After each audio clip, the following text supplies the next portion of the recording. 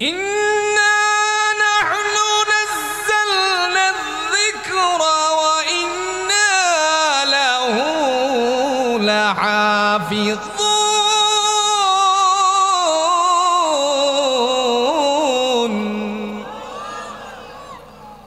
আল্লাহ বলেন, এই কোরআন আমি অবতীর্ণ করেছি, নিঃসন্দেহে আমি কোরআন অবতীর্ণ করেছি, আর তারে সংরক্ষণের দায়িত্ব আমি আল্লাহ নিজের হাতে নিছি। আপনারা ইতিপূর্বে লক্ষ্য করেছিলেন ভিডিও চিত্রগুলোর মধ্য থেকে সোশ্যাল মিডিয়া ভাইরাল করেছে, ইংল্যান্ডে এক আল্লাহর বান্দা কোরআন অপমাননা করতে গিয়ে সে কোরআনটারে পুড়িয়ে দিয়েছিল। জোরে কর নাউজুবিল্লাহ। কোরআন পুড়িয়ে দেওয়ার পরে সে আবার যেন তার মুখের মধ্যে পেট্রোল নিয়ে, এই পেট্রোল নিয়ে মনে করেন একটা কাঠির মধ্যে আগুন জ্বালালো। কাঠিতে আগুন জ্বালানোর পরে এই পেট্রোলটা যখন এর মধ্যে ফু দিয়ে বের করে দিল মুখ থেকে, আল্লাহ পাক রব্বুল আলামিন কোরআনের সংরক্ষণ যে তিনি করেন বুঝাতে গিয়ে এই পেট্রোলের আগুন এসে তার মুখের মধ্যে লেগে গেল আর মুখটা পুড়ে ছাই হয়ে গেল। সুতরাং কোরআনের জোরে কোন তো সংরক্ষণকারী কে? শুধু তাই নয়, গোটা বাংলাদেশের কিতাব, গোটা পৃথিবীর কোরআনগুলোকে যদি মনে করেন জব্দ করা হয়, মানুষ যেন আর না পড়তে পারে, তাহলে কোরআন কি শেষ হয়ে যাবে? কথা কন্যাকে শেষ হয়ে যাবে নাকি? আপনাদের মহাদেবপুরে যেই সমস্ত হাফেজে কোরআন আছে তাদেরকে লাইব্রেরির সামনে নিয়ে উপস্থিত করবে, রাইটার যারা থাকবে তারা আবার নতুন করে ওরা পড়বে আর লিখবে। কথা কন্যা কেন? এর সংরক্ষণ করার দায়িত্ব জুড়ে বলুন তো কার? প্রিয় ভাইরা আমার, মহান আল্লাহ পাক রব্বুল আলামিনের বান্দারা সেমিনারের মধ্যে যেন কি গল্প হবে তা নিয়ে এই জায়গাতে সিলেক্ট করে ফেলল। সকালবেলা এ রাজ্যে ঘোষণা হয়ে গেল, দুপুরে সেমিনারের বন্দোবস্ত হলো। আবু জাহেল ডাক দিয়ে বলছে, আমি শুনেছি কে বা কারা যেন আমার ভাতিজা মোহাম্মদ তারই কোরআন শুনতে যায় রাতের আধারে। আরেকবার যদি আমার কানে কাহারো নাম ভেসে আসে তাহলে তাকে পৃথিবীর থেকে গলা ছাটা দিয়ে দেব। এ সময় উতবা আঙ্গুল দিয়ে খোঁচা দেয়। খোঁচা বুঝেন তো আপনারা? এই যে আঙ্গুল দিয়ে কি দেয়? খোঁচা দেয়। খোঁচা দিয়েও তো কখনো কখনো কথা বোঝানো যায়। ইশারায় কথা হয় না? কথা কন্যাকে ইশারায় কথা হয় না? খোঁচা দিয়ে বুঝালেন, এই তুমি বলো কি, রাত্রে তো আমি তুমিই যাই, এখন তুমি বলতেছো গলা ছাটা দিবে, তুমি কি আমার গলা ছাটা দিবে নাকি? খোঁচা দিয়ে বুঝিয়ে দিলেন তার ভাষা। এরপরে ডাক দিয়া বলল, আহমদ সাল্লাল্লাহু আলাইহি সাল্লামকে এখানে অপমানিত করা হবে। মুহূর্তের মধ্যে ডাক দিতে দেরি করলো না, বলছে আসো, তারে নিয়ে আসো। রাসূল সাল্লাল্লাহু আলাইহি সাল্লাম আসার পরে বলছে, ভাতিজা আমার, তুমি যে কিতাব নিয়ে এসেছো মানুষের কাছে প্রচার করছো, এই কোরআন আমি 1-2 বিষয়ে মানুষের কাছে আবার নতুন করে বানিয়ে প্রচার করতে পারি। পারবে? জোরে কোন পারবে? নাউজুবিল্লাহ বলছেন না? আল্লাহর বান্দা একটু নীরব হয়ে গেল, চেহারার মধ্যে ফ্যাকাশে ভাব সৃষ্টি হয়ে গেল। আল্লাহ পাক জিবরিল আমিনকে পাঠিয়ে দিয়ে বললেন, নবী আমার, আপনার মনে কেন ফ্যাকাশে ভাব সৃষ্টি হলো? চেহারার মধ্যে গাম্ভীর্যতা কেন আসলো? মহান আল্লাহ পাক ডেকে বললেন, ফেরেশতা ডেকে বলতেছে, রূহুল আমিন বলতেছে, আপনি তাদের সামনে চ্যালেঞ্জ ছুঁড়ে মারুন, কোরআন পুরোটা বানানো লাগবে না, কোরআনের একটাও সূরা যেন তারা আপনার সামনে বানিয়ে প্রকাশ করে। সুবহানাল্লাহ বলতেন না? যখন এই কথা বললো, আপনি এত কোরআন বানানো প্রয়োজন নাই, পুরোটা একটা সূরা বানিয়ে দেখান তো, যদি সাহস থাকে। তিরস্কার। যখন এই অবস্থা চ্যালেঞ্জ ছুঁড়ে মারলো, আবু জাহেলের শরীরে লাগছেনি? কথা কন্যাকে লাগছেনি? লাগছে। ওই সময়ের একজন কবি ছিল, দার্শনিক ছিল, সেই কবির নাম ছিল ইমরুল কায়েস। ডাক দিয়ে বলছে, আইনাল ইমরুল কায়েস, ইমরুল কায়েস তুই কোথায়? সে সামনে আসলো, তারপরে বলছে, তাল। এটা যত ডাবায়া দেওয়া হবে তত দ্রুত গতিতে বোঝানো হবে। যদি বলে তাল মানে আসো, আর যদি বলে তাল মানে দ্রুত গতিতে আয়। কথা বুঝতেছেন? দৌড়ে আসছে। ইমরুল কায়েসকে ডেকে বললো, আমার ভাতিজা আমাকে চ্যালেঞ্জ ছুঁড়ে মেরেছে, কোরআনের অনুরূপ একটা সূরা বানাতে পারবি নি? ইমরুল কায়েস বলছে, কোনো বিষয়ই না, ঘরে চলে গেছে। ঘরে গিয়ে কোরআন উল্টাতে শুরু করছে। উল্টাতে উল্টাতে চোখে ধরা পড়ে গেল একটা সূরা, যার নাম হলো হাতি মার্কা সূরা। কোন সূরা? আসতে কোন সূরা? কোরআনে কি হাতি মার্কা সূরা আছে? সূরাতুল আলম তারা কাইফা ফাআলা রাব্বুকা বিআসহাবিল ফিল আছে কি? এটা হচ্ছে হাতি মার্কা সূরা। এটা দেখার পর চামড়ার মধ্যে কয়েকটা লাইন লিখে কাবা ঘরে টানিয়ে দিয়ে গেল। দুপুরের সময় ছিল, মক্কা মদিনার মানুষেরা বিশ্রাম করার কারণ রোদের প্রখরতা ছিল। আস্তে আস্তে সূর্য যখন পশ্চিম আকাশে হালতে শুরু করলো, আবুল হাকাম আবু জাহেল ঘর থেকে বের হলো, কাবা ঘরের উদ্দেশ্যে বের হলো। হঠাৎ করে চোখের সামনে পড়ে গেল কি যেন লেখা আছে। কাছে যাওয়ার পরে দেখা মাত্রই রাগ উঠে গেছে। আবার ডাক দিল, আইনাল ইমরুল কায়েস। ইমরুল কায়েস কোথায়? ইমরুল কায়েসকে ডাকা হলো। রাগান্বিত হয়ে বলছে, তুই এখানে কি লিখেছিস? সে বলছে, কোরআনের অনুরূপ একটা সূরা বানিয়েছি। বলল, তুই এবার পড়। তারপরে পড়ার কথা বললে পরে ইমরুল কায়েস এবার ডাক দিয়ে বলতে লাগলো, পড়তেছে, আল ফিলু মাল ফিল ওয়া মা আদরাকা মাল ফিল লাহু কুরতুমুত তাবিল। সূরা হইছে? কথা কন্যাকে সূরা হইছে। হাতিরে হাতি, হাতি সম্পর্কে তোমাদের কিছু ধারণা আছে? লম্বা সুর বিশিষ্ট এটার নাম হলো হাতি। আবুল হাকাম আবু জাহেল ধমক দিয়ে বলছে, বোকা, এটা সূরা হলো? ইমরুল কায়েস ডাক দিয়া বলল, আবুল হাকাম ধমকাবে না। তোমার ভাতিজার উপরে যে কিতাব এসেছে আমি অনেক গবেষণা করে দেখেছি, এই কিতাবের সূরা কেন একটা আয়াত কিংবা একটা নুক্তার পরিবর্তন করার কাহারও কোনো ক্ষমতা নাই। ইন্না নাহনু নাযালনায যিকরা ওয়া ইন্না লাহু লাহাফিজুন। নিঃসন্দেহে এই কিতাব আমি আল্লাহ অবতীর্ণ করেছি, আর তারে সংরক্ষণ করার দায়িত্ব, জোরে বলুন তো কার? এরপরে এখানের থেকে রাগান্বিত হয়ে ডাক দিয়া বলল, রাসূল তো চলে গেছে। রাসূল তো এখান থেকে চলে গেল। রাগান্বিত হয়ে ডাক দিয়া বলছে, কে আছো আমার ভাতিজারে দুনিয়ার থেকে বিদায় করবে? কে আছো তোমাদের মধ্যে? মুহূর্তের মধ্যে মানুষদের মস্তিষ্ক আস্তে আস্তে করে ড্যামেজ হতে শুরু করলো। কেউ মাথা নিচু করতে লাগলো, কারণ আত্মীয়তার সম্পর্ক আছে, বন্ধুত্বের সম্পর্ক আছে। আবার দেখা গেল রক্তের সম্পর্কের কারণে মাথা নিচু করতে লাগলো। লোকেরা চিন্তা করলো, আমরাই তো তারে আল আমিন উপাধি দিয়েছিলাম, এই উপাধি তো আমাদের থেকেই দেওয়া ছিল, সুতরাং আমরা তারে কেমনে গলা ছাটা দিই। আস্তে আস্তে করে মাথা নিচু করার সময় একটা মাথা কেবল উঁচু ছিল। সেই মাথা যার ছিল তিনি ছিলেন খাত্তাবের সন্তান। জুড়ে বলেন নাম কি? আরো জুড়ে বলেন।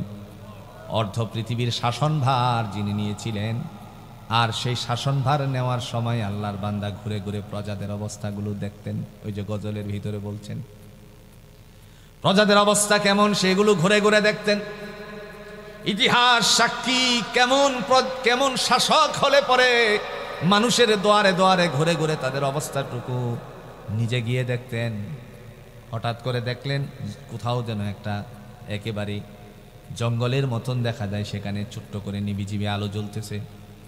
আল্লাহর বান্দা সেখানে রাতের বেলায় গেলেন, দেখলেন গিয়ে বাহিরে বসে এক আল্লাহর বান্দা ছোটাছুটি করতেছে, মনের ভিতরে অস্থিরতা।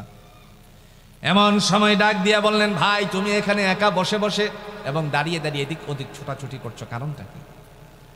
আল্লাহর বান্দা ইহুদি ছিল, কিন্তু উমরকে চিনতেন না। বলছে, তুমি এখানে আমার সাথে সময় নষ্ট করো না, আমি পেরেশানিতে আছি। মুহূর্তের মধ্যে বলো না কি সমস্যা, আমি যদি তোমাকে সলভ করতে পারি। রাগান্বিত হয়ে ইহুদি আল্লাহর বান্দা বললেন, তুমিও পুরুষ আমিও পুরুষ, আমাদের দ্বারা কেমনে সলভ হবে? আমার বিবি গর্ভবতী, প্রসব ব্যথায় অস্থির। আমার বিবিকে একজন ধাত্রীর প্রয়োজন তার সন্তান প্রসব করানোর জন্য। মুহূর্তের মধ্যে বললেন, আল্লাহর বান্দা তুমি অবস্থান করো। মানে ইহুদিকে বললেন, তুমি একটু বসো, আমি আসতেছি। দৌড়ে চলে গেলেন নিজের গৃহে। নিজের গৃহে গিয়ে আল্লাহর বান্দিকে ডাক দিয়া বললেন, বিবিরে বললেন, বিবিরে তোমার জন্য আল্লাহর জান্নাত আজকে খরিদ করে নিয়ে এসেছি। কেমন শাসক হলে পরে এই কাজগুলো করতে পারে? নিজের বিবিরে দায়ের কাজের জন্য নিয়ে গেল। তুমি প্রস্তুতি নাও দায়ের কাজ করার জন্য, যা যা লাগে তা নিয়ে বাইতুল মালে গেলেন। নিজে যেইগুলো পাবেন মাস শেষ হলে পরে তিনি সেখান থেকে দেখেন বাইতুল মালের কোনো কিছু এক্সট্রা নিলেন না। পারতেন না নিতে, কথা কন্যাকে পারতেন না নিতে। তিনি তো খলিফা, তিনি তো রাজ্যের প্রধান, ইচ্ছা করলে পারতেন না? জুরে কন্যাকে পারতেন না? আমাদের রাজ্যের খলিফার মতন যদি হতো তাহলে তো বলতো আমার যে পিয়ন তারই তো 400 কোটি। কথা কন্যাকে পিয়নের কত কোটি? আবার বড় করে গলায় দিয়ে বলছে চুরি আবার সিনা জুরি। কথা আছে না গ্রামে, চুরি আবার গলা বড় করে বলছে, সে তো হেলিকপ্টার ছাড়া চলেই না। কথা বুঝছেন তো? 400 কোটি টাকা, চিন্তা করা যায়। খলিফাতুল মুসলিমিন ওমর ইবনুল খাত্তাব রাদিয়াল্লাহু তাআলা আনহু বাইতুল মালের খাদেমরে গিয়ে বললেন, মাস শেষ হলে আমার যে পাওনাটা আছে সেখান থেকে আমাকে দাও। তিনি বললেন, আমরা তো আপনাকে বেশি দিতে পারি। বলল, আমি যতটুকু হকদার এর বাইরে নিলে পরে আল্লাহর কাছে জবাব দিতে হবে। সুবহানাল্লাহ বলেন। এটাই হলো ইসলামের সুশিক্ষা। যদি আজ ইসলামের সুশিক্ষাটা জাতির মধ্যে প্রতিষ্ঠিত থাকতো তাহলে মানুষেরা ইসলামকে কি জিনিস সেটা অন্তরকরণে ধারণ করে আল্লাহর ওলিতে পরিণত হয়ে যেত। ঠিক না বলেন? এমত অবস্থায় আল্লাহ রাব্বুল আলামিনের বান্দা তিনি যখন বাইতুল মাল থেকে সেই সমস্ত খাবারগুলো বস্তা ভর্তি করলেন, নিয়ে ঘরে আসলেন। ঘরে আসার পরে বিবিরে নিয়ে রওনা করেছেন, এগুলো দিয়ে ঘরের ভিতরে ঢুকিয়ে দিয়েছেন। একটি পর্যায়ে ঘর থেকে আওয়াজ আসলো। তিনি বললেন, আপনার জন্য আল্লাহর একটা সুসংবাদ মানি। বোঝাতে লাগলেন, তোমার সুসংবাদ আছে, তোমার ঘরে ফুটফুটে একজন সন্তান হয়েছে। বলা মাত্রই দুজনে মিলে গল্প করছিলেন বাহিরে বসে, তারা অনেক আনন্দিত হলো। বিবি যখন হাত পাগুলো ভালো করে ধৌত করে বেরিয়ে আসলো, বেরিয়ে আসার পরে বলতে লাগলো, ও আল্লাহর বান্দি দেখেন, চলো এবার রওনা করি। হযরত ওমর রাদিয়াল্লাহু তাআলা আনহু বললেন, চলো এবার রওনা করি। মুহূর্তের ভিতরে ডাক দিয়ে বলতেছে, তারে ইহুদিকে বলতেছে, তুমি আগামীকালকে উমরের দরবারে যেও, তোমার জন্য কিছু করা যায় কিনা আমরা একটু দেখব, আমি একটু দেখি তোমার জন্য কিছু করা যায় কিনা। এমত অবস্থায় সে মনে মনে চিন্তা করল, মনে হয় উমরের কাছের মানুষ, যার কারণে এইভাবে বলছে, খলিফার কাছের মানুষ মনে হয়। সে চিন্তা করে বলল, ঠিক আছে আমি আগামীকালকে যাব। প্রত্যুষে রওনা করলো। রওনা করার পরে একটা সিংহাসনের মধ্যে, কেমন আর সিংহাসন, এই যতটুকু আছে তার মধ্যে বসে আছেন খলিফাতুল মুসলিমিন উমর। দূর থেকে আল্লাহর বান্দার চোখে, ইহুদির চোখে যখন পড়ে গেল, রাতের বেলায় যেই মানুষটা আমার সাথে বসা ছিল সেই মানুষই তো সিংহাসনে বসে আছে। সুবহানাল্লাহ বলেন। এমত অবস্থায় আল্লাহ পাক রব্বুল আলামিনের বান্দা তিনি যখন লক্ষ্য করলেন রাতের মানুষই তো আজকে সিংহাসনে বসা আছে, সামনের দিকে এক কদম মারলে পিছনে আরো 2 কদম মারে।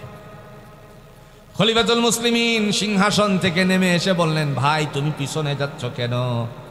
তিনি বললেন, আমি তো ভয় পাচ্ছি, কারণ আপনাকে আমি রাতের বেলায় অপমান করেছি, আপনাকে যথার্থ মূল্যায়ন করতে পারিনি। তিনি বললেন, তোমার কোনো দোষ নাই, দোষ সব আমার। আমি যদি তোমার কাছে আগে যেতে পারতাম তাহলে তোমার বিবির কষ্টটা কিছুটা হলেও লাঘব হতো, কিছুটা হলেও কমতো। কথা বলার পরে বাইতুল মালের সমস্ত কিছু যা যা প্রয়োজন তার জন্য সেইগুলো আস্তে আস্তে করে নিজের অর্থায়ন থেকে দিলেন, নিজের পাওনার থেকে দিলেন। প্রিয় ভাইয়েরা আমার, সেই খলিফাতুল মুসলিমিন ওমর রাদিয়াল্লাহু তাআলা আনহু আল্লাহর বান্দা মাথা উঁচু করে তরবারি উঁচু করেছেন আর বললেন, হে আহমদ সাল্লাল্লাহু আলাইহি সাল্লাম সম্পর্কে আবুল হাকামকে ডেকে বলল, আমি তোমার ভাতিজারে দুনিয়ার থেকে গলা ছাটা দিতে পারি। নাউজুবিল্লাহ। এ সময় খলিফাতুল মুসলিমিন ওমরকে লক্ষ্য করে আবু জাহেল বলল, আজকের দিনে আমি তোমারই মনে মনে কামনা করেছিলাম, মনে মনে কামনা করেছিলাম, বলার পরে সেমিনার শেষ করে দিলাম। সেখান থেকে যখন রওনা করলাম, প্রতিমধ্যে আল্লাহ পাক রব্বুল আলামিনের বান্দা রাসূলের কাছে গোপনে মুসলমান হয়েছেন একজন সাহাবীর সাথে সাক্ষাৎ হলো। আব্দুল্লাহ ডেকে বলছে, কোথায় যাচ্ছ, কোথায় যাচ্ছ? খাত্তাবের সন্তান মুহূর্তের মধ্যে বলল, আহমদকে দুনিয়ার থেকে বিদায় করতে যাচ্ছি। জোরে কর নাউযুবিল্লাহ। তুমি কি তোমার দেহটার মধ্যে যে এই যেটাকে আপনারা কি বলেন মাথা, তোমার মাথাটা কি ফেরত নিয়ে আসতে পারবে সেখান থেকে? তুমি বলছো দেহ থেকে মাথা আলোক করতে যাচ্ছ। বলা মাত্রই একটা থাপ্পড় মেরে দিল। থাপ্পড় মারার পরে জমিনে পড়ে গেছে। জমিনে পড়ে যাওয়ার পর সে সোজা রওনা করলো। যখন চলে যাচ্ছে পিছন দিক থেকে মাথা উঁচু করে বলছে, হে খাত্তাবের সন্তান, যে রাস্তা ধরেছ সেই রাস্তা ছেড়ে দাও, তোমার বোনের বাড়ির রাস্তা ধরো। সেখানে গিয়ে দেখো তারা, তোমার বোন এবং ভগ্নিপতি দুজনেই কালিমা পড়ে মুসলমান হয়ে গেছে। রাগান্বিত অবস্থায় তখন রাস্তা যাবো, রাসূলের বাড়ির রাস্তা ছেড়ে দিয়ে বোনের বাড়ির রাস্তা ধরল। কাছাকাছি যাওয়ার পরে বোনের জবান থেকে যেন উচ্চারিত হলো আল্লাহর কোরআনের কিছু বাণী। সূরাতুত তাহা তেলাওয়াত পড়ল। এই সময় দরজার কাছে আল্লাহর বান্দি পড়তে লাগলো, তাহা মা আনজালনা আলাইকাল কুরআনা লিতাশকা।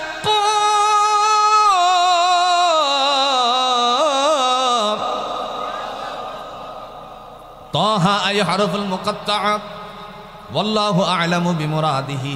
এরও কি মর্মার্থ আল্লাহ ছাড়া দুনিয়াতে, জুড়ে বলেন কেউ জানে নাকি? কেউ জানে না। এমত অবস্থায় আল্লাহ পাক রব্বুল আলামিনের বান্দি যখন পড়ল, মা আনজালনা আলাইকাল কুরআনা লিতাশকা, নবী আমার আপনাকে ক্লেশ দেওয়ার জন্য কোরআন অবতীর্ণ করি নাই। তার মানে জিবরাইল আমিন যখন কোরআন নিয়ে আসতেন, রাসূলুল্লাহ সাল্লাল্লাহু আলাইহি ওয়াসাল্লাম এমত অবস্থায় তার সহজ করে ভিতরে আয়ত্ত করার জন্য তাড়াহুড়া করতেন। আল্লাহ পাক বললেন, নবী আমার আপনার কাজ শুধুমাত্র শোনা, আর আমার কাজ হলো আপনার অন্তরকরণে ঢুকিয়ে দেওয়া।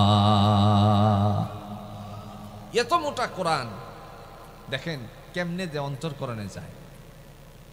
কারো কোরআনের ভাষাটা কি ভাই? জুরে কন্যাকে ভাষা কি? আর সৌদির ভাষা কি? আল্লাহ বলতেছেন আমি আরবিতে কোরআনটা নাজিল করছি, এই আবু জাহেলের যেন বুঝতে কোনো কষ্ট না হয়। দলিল আছে? কথা কন্যাকে দলিল আছে? দলিল, ইন্না আনজালনাহু কুরআনান আরাবিয়্যান লাআল্লাকুম তা'কিলুন।